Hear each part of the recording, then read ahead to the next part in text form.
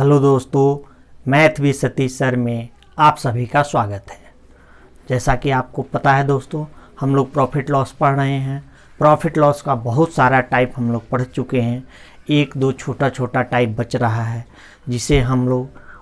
जिसको आपको हम पढ़ाने का प्रयास कर रहे हैं। ठीक है, जितने भी टाइप आप पढ़े, अगर आप घर में प्रैक्टिस कर रहे होंगे तो देख रहे होंगे कि पूरा लगभग 50 to 80% आप प्रॉफिट लॉस का किसी भी प्रकार का क्वेश्चन हो, आप उसको सही से कर रहे होंगे।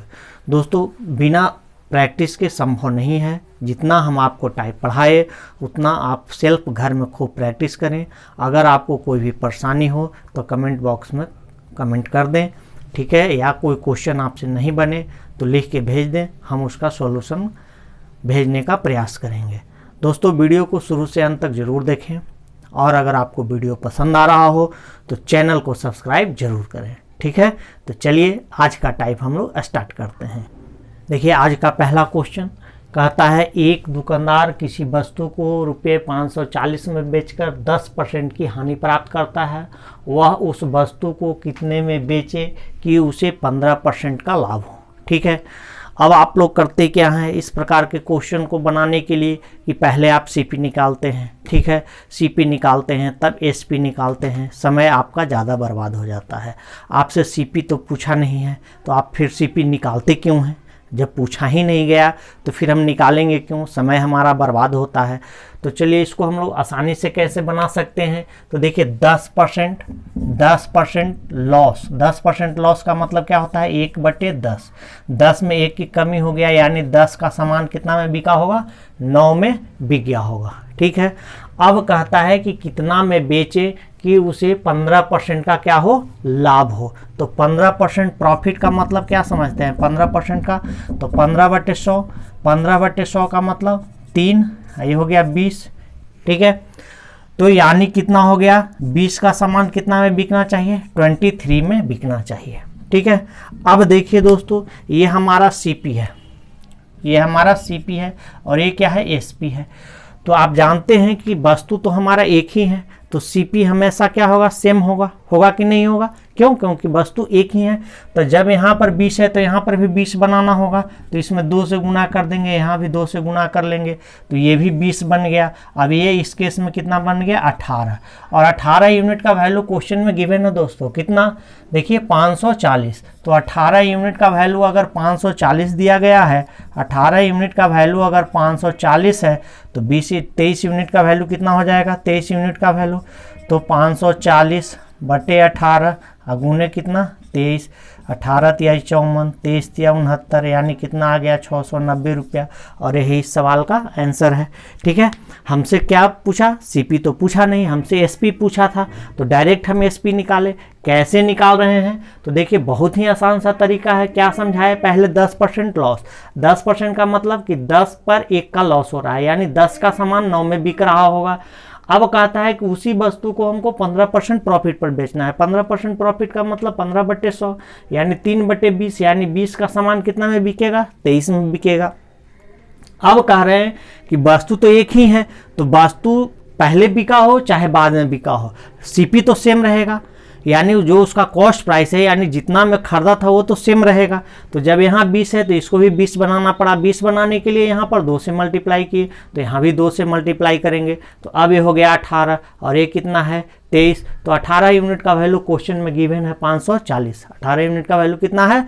540। तो 23 यूनिट का वैल्यू कितना हो जाएगा? 690। और यही इस सवाल का आंसर है।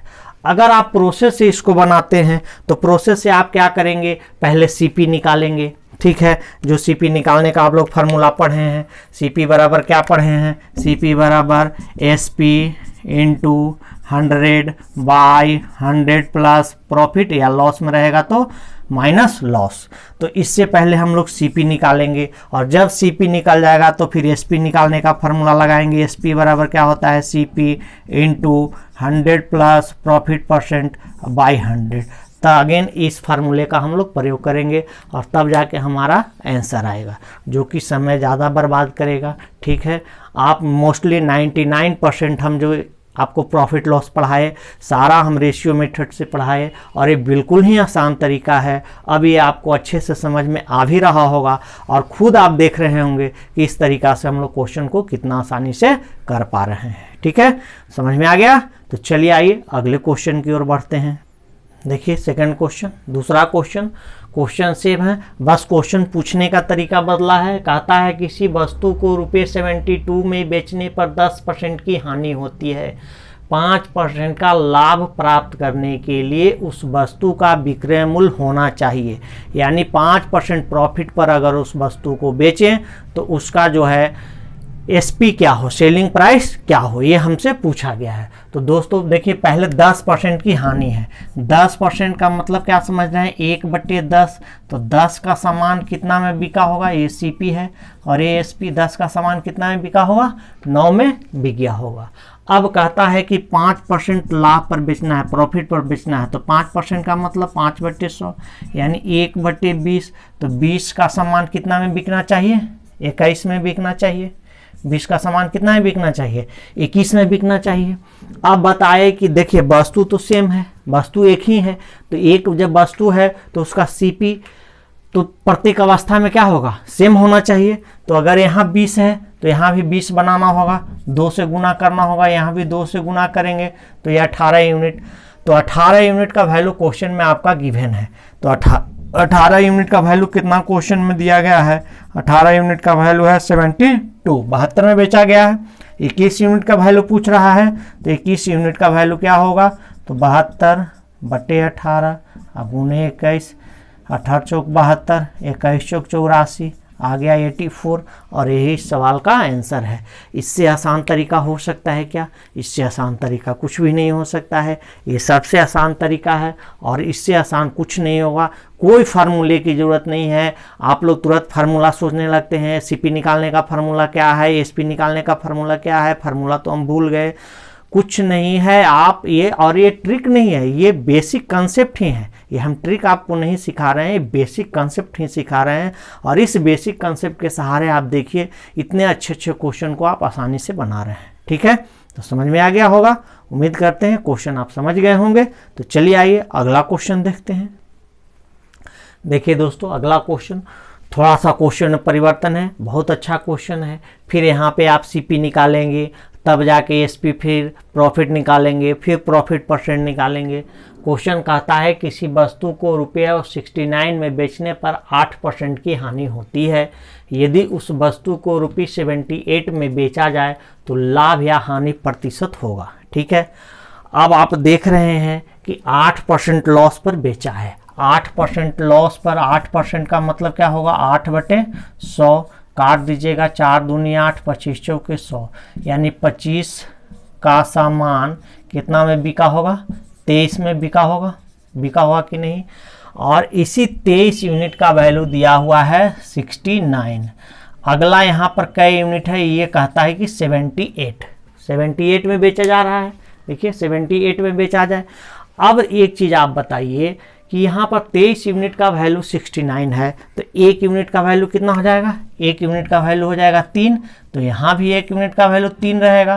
तो इसका मतलब कि यहाँ 26 यूनिट होगा, तब ना 26 से 78 होता है। अब आपको एक चीज़ हम बार बार बोल रहे हैं कि जब वस्तु एक ही है तो सीपी भी सेम में होगा। सीपी क्या होगा, सेम होगा। तो जब यहाँ 25 है तो यहाँ भी 25 रहा होगा। अब 25 से 26 हुआ है, यानी कितना बढ़ा है, 1। तो 25 का 1, तो 1/25 गुने 100 बराबर 4%, और 4% प्रॉफिट होगा। और यही हमसे पूछा जा रहा था। नहीं समझ में आया, चलिए फिर से समझा देते हैं हम क्या कहना चाह रहे हैं। 8% लॉस पर बेचा है। 8% का मतलब 25 में 2 का लॉस हुआ, यानी 25 का सामान कितना में बिका, 23 में बिका। और इसी 23 यूनिट 23 यूनिट का वैल्यू दिया हुआ है 69। तो कह रहा है कि अगर 78 में बेचें तो उसे कितना % का प्रॉफिट या लॉस होगा। ठीक है, तो 23 यूनिट का वैल्यू है 69, तो 1 यूनिट का वैल्यू कितना हो गया, 3। और जब हम लोग रेशियो निकालते हैं तो जानते हैं कि रेशियो में 1 यूनिट का मान सबके लिए बराबर होता है। तो जब 23 यूनिट का वैल्यू है 69, तो 1 यूनिट का वैल्यू 3, तो यहाँ भी 1 यूनिट का वैल्यू 3 रहा होगा। तो यहाँ है 78, इसका मतलब ये 26 यूनिट रहा होगा। रहा होगा कि नहीं रहा होगा। और सीपी हमेशा सेम, तो सीपी 25 यूनिट है तो यहाँ भी 25 यूनिट रहेगा। तो 25 से 26 बढ़ा, कितना बढ़ा? 1 बढ़ा। तो 25 का 1 क्या परसेंट है? तो 1/25 × 100 बराबर 4%। और यही सवाल का आंसर है।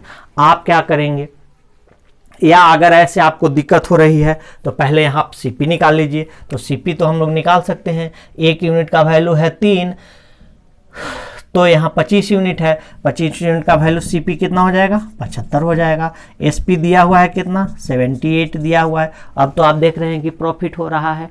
कितना का प्रॉफिट हो रहा है? तो 3 का प्रॉफिट हो रहा है। तब प्रॉफिट परसेंट का फार्मूला प्रॉफिट × 100 बाई सीपी, यही ना।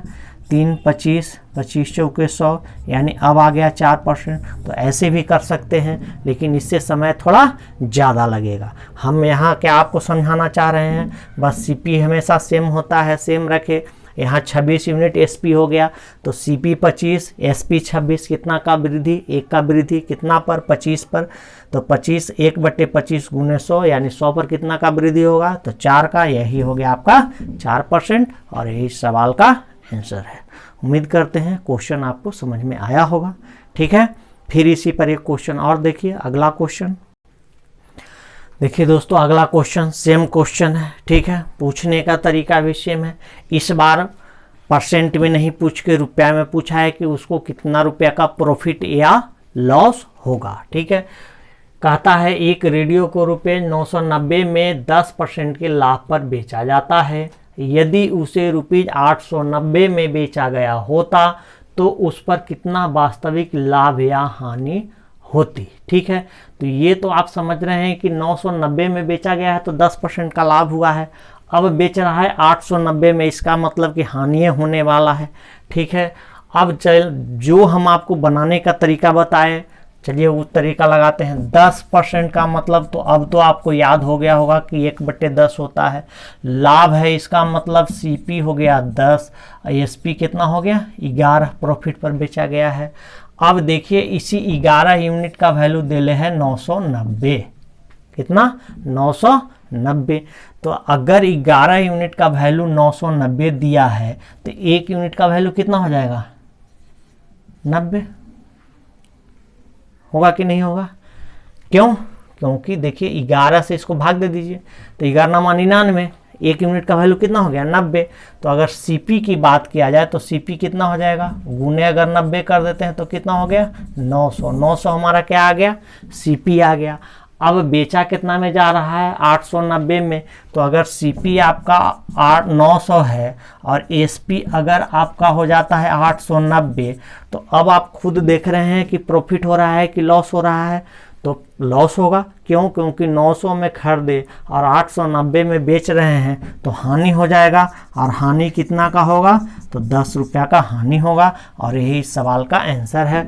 ऑप्शन भी था इसी प्रकार, 10 रुपया हानि 10 रुपया लाभ। ठीक है, इस तरह से ऑप्शन दिया गया है। तो इस क्वेश्चन में हानि ही होगा, लाभ तो हो नहीं सकता है, प्रॉफिट हो नहीं सकता है। तो देखिए जब भी इस टाइप का क्वेश्चन आए, आप बोल रहे हैं कि मैथ में फार्मूला रटने की आवश्यकता नहीं होती है।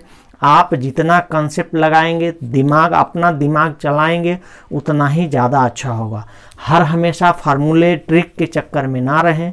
जब भी फार्मूला ट्रिक जहाँ पर ज़रूरत होगा हम बोलेंगे कि आपको इस चीज़ को याद रखना चाहिए। आप बेसिक कंसेप्ट समझें। बस प्रॉफिट लॉस का किसी भी प्रकार का क्वेश्चन हो, आप अगर बेसिक कंसेप्ट समझ के रखे हैं तो आप बड़े से बड़े क्वेश्चन को भी आसानी से बना सकते हैं।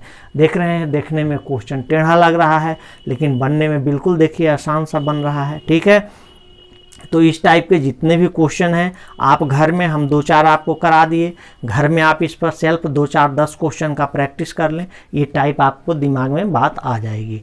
हम बड़े बड़े वीडियो नहीं बनाते हैं, छोटा वीडियो देते हैं ताकि आप छोटे छोटे टाइप करके, छोटे छोटे टाइप में आप बहुत सारे चीज़ सीख सकें। अगर पूरे प्रॉफिट लॉस को हम 2-3 वीडियो में कर दें तो आप बोर हो जाएंगे, उस चीज़ को आप नहीं पढ़ पाएंगे, नहीं सीख पाएंगे। छोटा छोटा वीडियो हम इसलिए बनाते हैं ताकि आप एक दिन में एक ही टाइप सीखें। अगर एक दिन में भी एक टाइप आप सीखते हैं तो महीना में 30 टाइप होता है और 6 महीना में जोड़ लीजिए कि 180 टाइप होता है। समझ गए? तो इस तरह से अगर आप एक एक टाइप भी सीखते जाते हैं तो 6 महीना साल भर जाते जाते मैथ का आप सारा टाइप अच्छे से सीख जाएंगे। एक टाइप सिखाने का मेरा पर्पस ये नहीं है कि आप बस इतना ही करें, एक टाइप पढ़ाए फिर उस पर आप घर में प्रैक्टिस करें। जब तक आप सेल्फ प्रैक्टिस नहीं करेंगे तब तक आपका ये चीज़ अच्छा नहीं होगा। ठीक है? सिर्फ हमारे वीडियो देखने से या किसी और एजुकेटर का वीडियो देखने से ये चीज़ संभव नहीं है कि सिर्फ वीडियो देखने से आप मैथ सीख जाएं। जब तक आप घर में सेल्फ प्रैक्टिस नहीं करेंगे तब तक आप मैथ नहीं सीख सकते हैं। देखने में बहुत अच्छा आता है, लगता है किसी का भी वीडियो देखिए, देखने में तो लगता है कि यार ये सर बहुत अच्छा तरीका सिखाए, लेकिन जब आप प्रैक्टिस नहीं करते हैं और बाद में जब सेल्फ उसको बनाने लगते हैं, सॉल्व करने लगते हैं, तो फिर आप वो तरीका को भूल जाते हैं। अगर तुरंत वो ऐसे क्वेश्चन, जो क्वेश्चन आप देख रहे हैं, किसी भी एजुकेटर का वीडियो देख रहे हैं, और अगर उसी समय आप 5-10 क्वेश्चन का प्रैक्टिस कर लेंगे तो वो टाइप आप समझ जाएंगे। ठीक है? तो चलिए फिर हम लोग कल नेक्स्ट वीडियो में मिलते हैं। तब तक के लिए ओके, थैंक यू।